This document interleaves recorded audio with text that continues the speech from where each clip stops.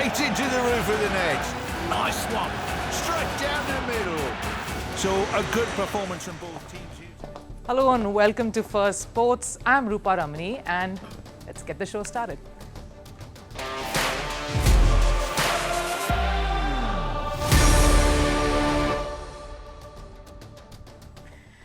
Right on the show today, one day to go for the all-important ICC meeting that's set to take place tomorrow. That's the 29th of November. Pakistan continues to hold firm on its demands.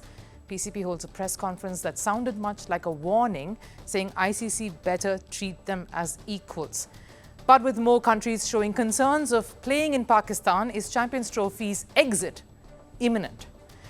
Meanwhile, no Bangladeshi cricketer was picked up at the mega Indian Premier League auctions. Was there a silent pushback from preventing any Bangladeshis to be a part of the lucrative league after the alleged attacks on Hindus in Bangladesh? And we delve into the problematic superstar that is Conor McGregor, with his misdemeanors outside the ring stacking up against him. Has he tainted the image of the sport that he himself put on the global map? All of that coming your way, but first, let's take a look at the headlines. Starting with cricket, Jasprit Bumrah has regained the top spot in the ICC Test Bowlers rankings. This after Bumrah's sensational performance against Australia in the first test. The star pacer took 8 wickets in the match. Before the series opener, Bumrah was third. He dethroned Kagiso Rabada and Josh Hazlewood to rise to the #1 position. Moving to football, Pep Guardiola has issued an apology for his "I want to hurt myself" comments. Guardiola's statement, of course, came after his side's 3-all draw against Feyenoord in the Champions League. After facing a lot of flack for his remarks, Guardiola said he didn't intend to make fun of such a serious issue. Continuing with football, Lionel Messi's son, Thiago Messi, made his debut at a youth tournament in Argentina. Thiago played for Youth Inter Miami side at the Newell's Cup competition against Newell's Old Boys. The 12-year-old wore Messi's iconic number 10 jersey in the game. His side, though, ended up losing 1-0. In boxing, Olympic gold medalist and Taiwanese boxer Lin Yu-ting withdrew from a UK event over gender dispute. Taiwanese Boxing Federation claims that her gender eligibility was questioned. World Boxing, though, says its latest policy does not prevent Lu from taking part in the World Boxing Cup in Sheffield that is coming up. And summing it up with news from golf, the PGA Tour and LIV Golf are teaming up for a unique event called the Crypto.com Showdown on December 17th in Las Vegas. The prize purse for this event is at least $10 million in cryptocurrency. Scottie Scheffler and Rory McIlroy will face Brooks Koepka and Bryson DeChambeau in an 18-hole match.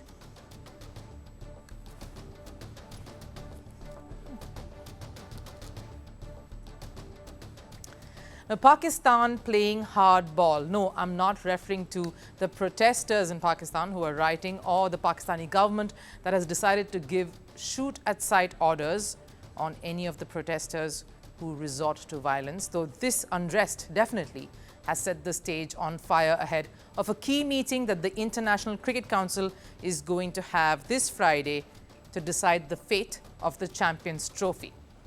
And the ICC will announce their decision on what is the way forward for the tournament. But the latest now is that not just India refusing to travel to Pakistan, but many other countries set to take part at the Champions Trophy have expressed concerns over the situation in Pakistan and the security. Just see the optics. Sri Lanka A side that was in Pakistan playing a series against the Pakistan's Shaheens refused to finish the series. Their second game, in fact, was halted just hours before it was set to start. And with no visible improvement in the situation, Sri Lanka were left with no choice. So you can only imagine where that would leave the other boards, the other cricket associations. This doesn't bode well for Pakistan. The PCP, though, continues to be defiant through it all. ऐसी stance लेके जाएंगे और हम पाकिस्तान के लिए best लेके निकलेंगे बाहर इंशाल्लाह ताला। हमारा मुसलसल आईसीसी से रब्ता है। मेरी आईसीसी के चेयरमैन से मुसलसल बातचीत जारी है। हमारी टीम्स बैठ के उनसे बातचीत भी कर रही हैं और हम पाकिस्तान के मुफाद में और पाकिस्तान क्रिकेट के मुफाद में जो बेस्ट चीज़ होगी वो लेके निकलेंगे इंशाल्लाह ताला। और हम स्टांस में बड़ा क्लियर हैं, लेकिन हमें विन विन होके निकलना है और मुझे बड़ी उम्मीद है कि कौम मायूस नहीं होगी इंशाल्लाह ताला। Right, one thing is clear, they do not want a hybrid model and they certainly don't want the money for selling the rights off. It is about pride here. And like the PCB chief himself says, Mohsin Naqvi, Pakistan want to be treated with equality, like how any other host nation of an ICC event would. The press conference there was not just about that. Mohsin Naqvi made it very clear that the Indian-Pakistan relationship, as far as cricket goes, cannot be one-way traffic. हम अपने stance में अभी भी clear हैं कि ये नहीं हो सकता कि हम जाके इंडिया क्रिकेट खेलें और इंडिया नहीं खेले यहाँ आके, ये नहीं हो सकता। तो जो भी होगा बराबरी की सतह पर होगा और हम उसमें आईसीसी को बड़ा क्लियर बता चुके हैं। तो आगे जो फाइनल बोर्ड मीटिंग में होता है वो आपको आगाह कर दें। फिर दोबारा एक बात साथ साथ कह रहा हूँ, बाकी आप लोग खुद समझदार हैं। ये नहीं हो सकता कि पाकिस्तान इंडिया जाके खेले और इंडिया यहाँ आके ना खेले। तो जो भी होगा बराबरी की सतह। Now, I understand the rage and the anger, but the country that is witnessing a violent protest with casualties on either side is not India, it's Pakistan. PCB needs to realize that they are sitting on a ticking time bomb, and that's also set to take the ICC down with it.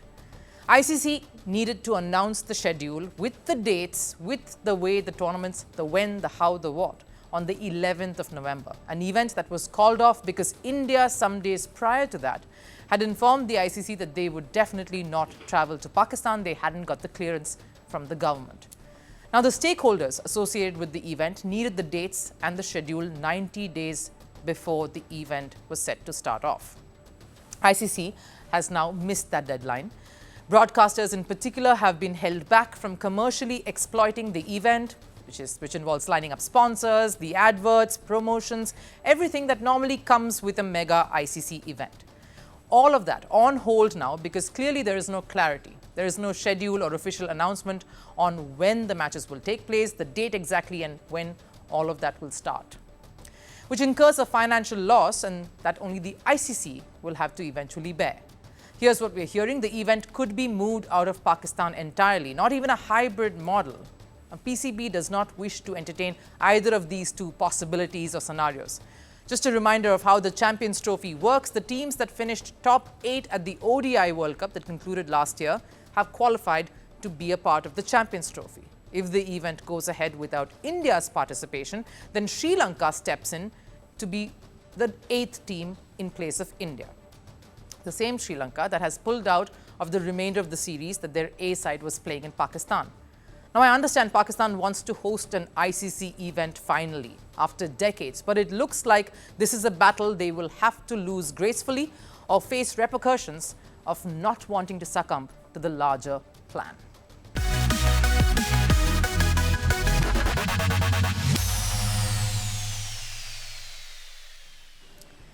Now, the fervour post the Indian Premier League mega auctions is still around players who didn't make the cut, those who went unsold. Was there a pattern to some of those? Now, while certain players failed to find a buyer at the mega auction, a whole country seems to have been ignored at the event in Jeddah.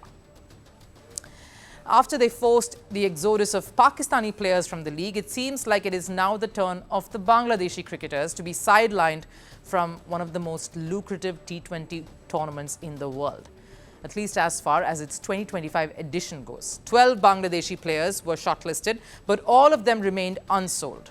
What's interesting to note is the fact that as many as 10 of those players weren't even included in the interested players list by any of those franchises. The two players whose names were announced failed to find any bid, not even one. Why was that? I'll explain, but first let's look at the players who were ignored by all 10 franchises during the auctions.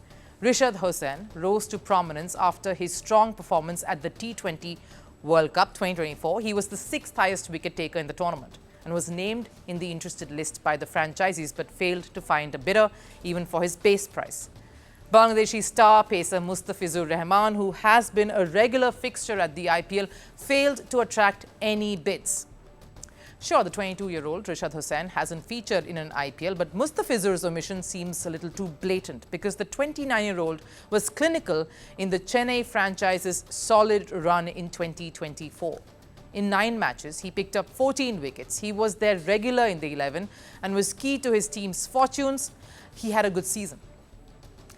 Many decent T20 picks in that list, but the other big name who had no takers, Shakib Hasan. Somebody who has won 2 IPL trophies with Kolkata couldn't find a spot in any of the teams. And some of the names in this list like Little Das, Mehdi Hasan Miraz were instrumental in Bangladesh's historic win against Pakistan recently. Is there more that meets the eye regarding this omission? Let's take you back to what happened the last time the cricket team toured India, just a little over a month ago. The visitors received heavy backlash. An extreme right-wing group protested India hosting Bangladesh itself. There were many other voices that wanted India to boycott the series against Bangladesh altogether. Let's go back to Shakib. Sure, Shakib last played in the 2021 season of the IPL, but his absence in the last 3 years was owing to his own personal reasons. He was picked by Kolkata in the 2023 season, but owing to his international commitments, he couldn't take part in that edition. In 2024, he opted out of the event to manage his workload. So it's safe to say it isn't his performance that saw him being set aside. The star batter has been in the middle of a storm owing to the student uprising and protests this year in his country. Shakib was named in a murder investigation with several others due to his allegiance with former Prime Minister Sheikh Hasina, which not only ruined his dream of a test farewell at home, but has apparently now also possibly affected his IPL ventures. Numbers prove the quality that someone like Shakib brings to any franchise, to any team that he's a part of. He's more than decent with the bat. That's safe to say. A player who can give you crucial cameos towards the end of an innings while chasing or even while setting a target. With close to 800 runs in 71 matches at a strike rate of 124, Kolkata at the IPL trusted him. While bowling too, he was economical and a wicket taker. 63 wickets under an economy of less than 8 in an intense competition like the IPL really proves that he is indeed one of the best all-rounders in world cricket. Bangladesh's failure to curb the violence in their own country has surely impacted its own cricketers' fortunes and the growth of the sport. That's what this comes to. Now, India has, of course, condemned the ongoing clashes in Bangladesh. The alleged attacks on Hindus in Bangladesh has made the situation more tense as well. And the BCCI, with the IPL, seems to have followed suit to keep the Bangladesh players away.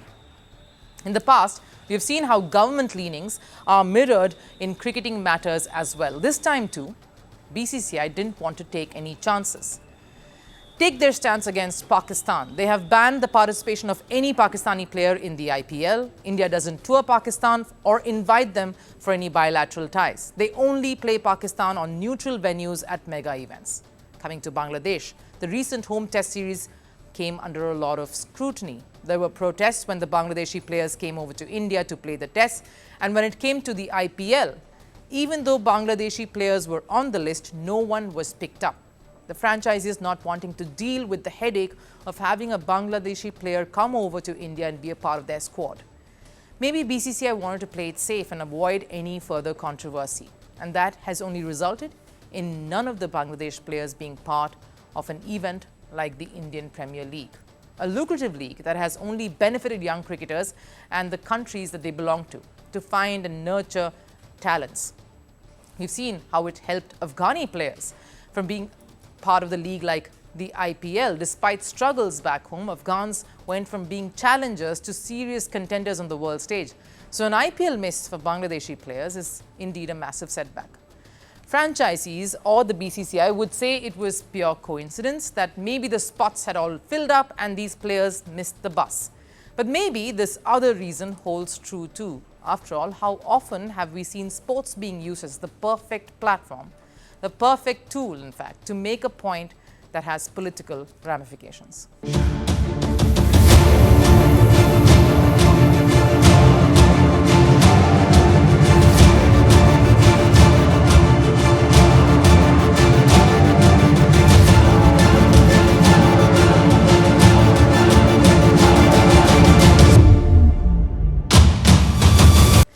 Now, if you thought MMA fighter and boxer Conor McGregor's violent punches are only restricted to the ring, you will be highly mistaken, because the decorated boxer's heavy blows outside of it have been controversial these days. McGregor hasn't competed in a professional match for over 3 years, ever since he sustained an injury in 2021. So the only punches McGregor is managing to execute is clearly outside the ring. But will he be able to make that comeback if he continues to land himself in trouble? The latest is a long list of offences that came to light just some days ago. A Dublin jury found McGregor guilty of assaulting a woman named Nikita Khan in Dublin in 2018. And because of that, McGregor was ordered to pay over $260,000 worth in damages. Now, it's not about the money here. What's at stake is McGregor's reputation that he's built over the years, and that, more importantly, of mixed martial arts, or the MMA. He made the sport global, became an icon, and now he's in the middle of this chaotic mess. Probably a reason why he still has some people in his corner, despite being dragged into a stormy affair.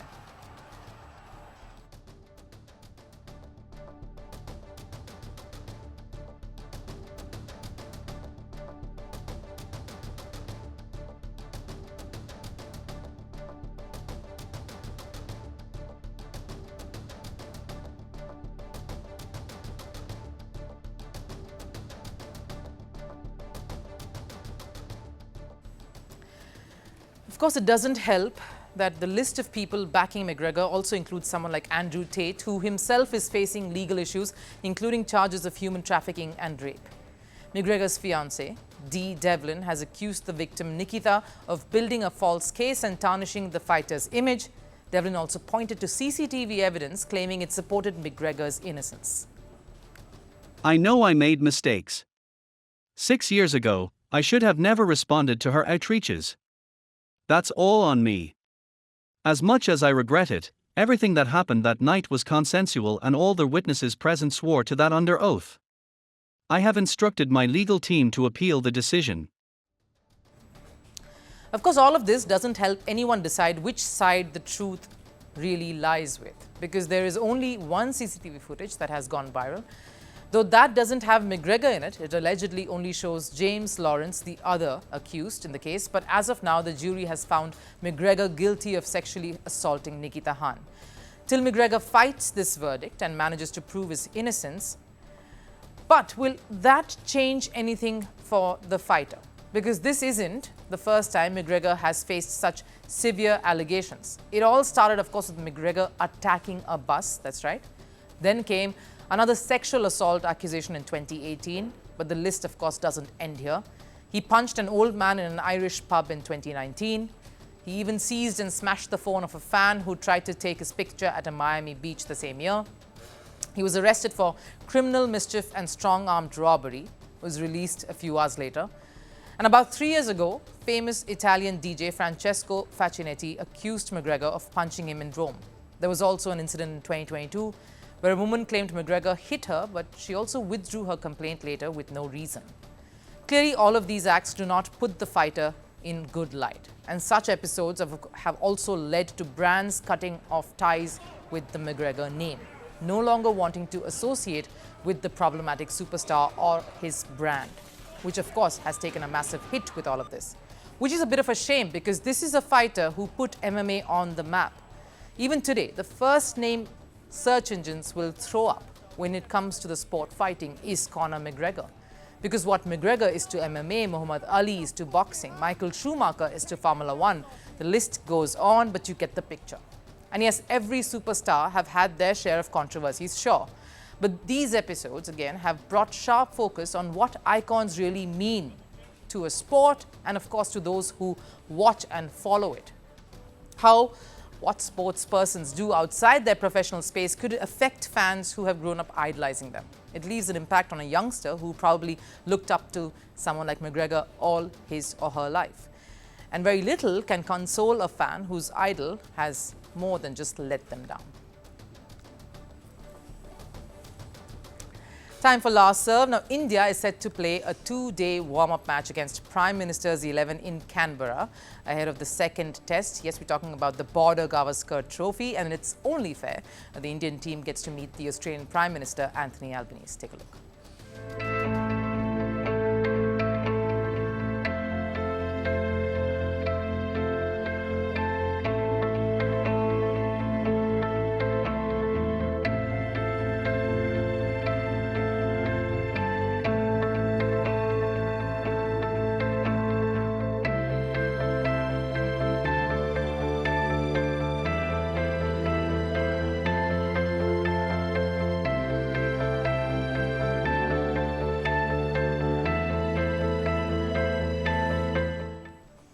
The new father, of course, Rohit Sharma. Nice to see him back with the Indian squad and, of course, raring to take on Australia in that second test. That wraps up First Sports here today. I'll see you again tomorrow. Till then, bye-bye.